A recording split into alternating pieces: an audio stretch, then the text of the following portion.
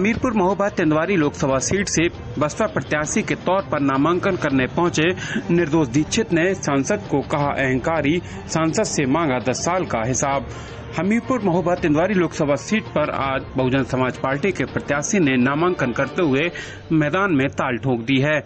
बसपा प्रत्याशी ने हमीरपुर सांसद को आड़े हाथों लेते हुए बीते 10 सालों का हिसाब मांगा है और उनको अहंकारी बताया है। इस सीट पर भाजपा और सपा पहले ही नामांकन कर चुके हैं।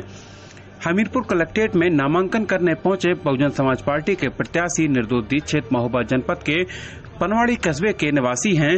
सामान्य परिवार के रहने वाले निर्दोष दीक्षित हाथी पर सवार होने से पहले हाथ का पंजा लेकर 2022 में चरखारी विधानसभा सीट से चुनावी मैदान में ताल ठोक चुके हैं, जिसमें उन्हें हार का सामना करना पड़ा था। लेकिन अब हाथी पर सवार होकर उन्होंने सांसद बनने का सपना संजोया है। नामांकन करने पहुंचे बसपा प्रत्याशी निर्दोष दीक्षित ने आज पत्रकारों से बात करते हुए हमीरपुर सांसद को आड़े हाथों लिया। बसपा प्रत्याशी निर्दोष दीक्षित ने कहा कि अहंकारी सत्ता के अहंकारी सांसद ने लोकसभा क्षेत्र को बीते 10 सालों में क्या दिया, उसका उनके पास जवाब नहीं है। वह मोदी और योगी के नाम पर चुनावी मैदान में उतरे हैं। सांसद को आगे आकर बताना चाहिए कि बीते 10 सालों के दौरान जनता को क्या दिया है।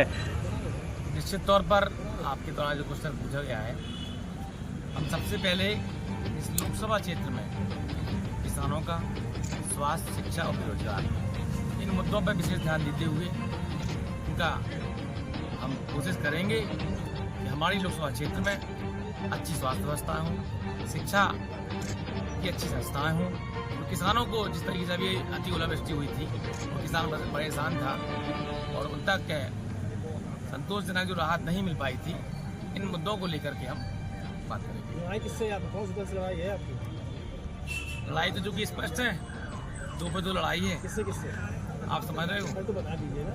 एक अहंकारी सत्ता के जो सांसद रहे हैं, जिन्हें आज भी अहंकार है और जो उनकी 10 साल की विफलताएं हैं, जो केवल मोदी और योगी के नाम पर चुनाव लड़ रहे हैं, तो मैं उनकी बात करूंगा क्योंकि उन्होंने 10 सालों में इस लोकसभा क्षेत्र को क्या दिया, वो अभी तक जवाब नहीं दे पाए। चाहे आप लोग मीडिया के माध्यम से हों या अन्य जनता के माध्यम से हो। मैं तो यही कहना चाहूँगा कि जो माननीय सांसद जी रहे हैं, उनकी जो 10 साल की विफलताएं हैं वो बताएं कि उन्होंने जनता को क्या दिया। ये पार्लियामेंट में कितना मतदाता है? अब वो तो लगभग 18 से 20 लाख के आसपास है। महिला वोटर कितना होगा लगता है?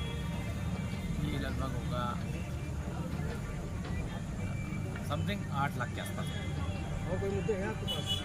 मुद्दे तो यही है, क्योंकि एक तो बेरोजगारी का मुद्दा है कि हमारे क्षेत्र का व्यक्ति पलायन होता है रोजगार के लिए। दूसरा, मैंने आपको यही दोहराना चाहता हूँ कि स्वास्थ्य और शिक्षा की बहुत बुरी उनमें चूंकि हमारा फोकस है।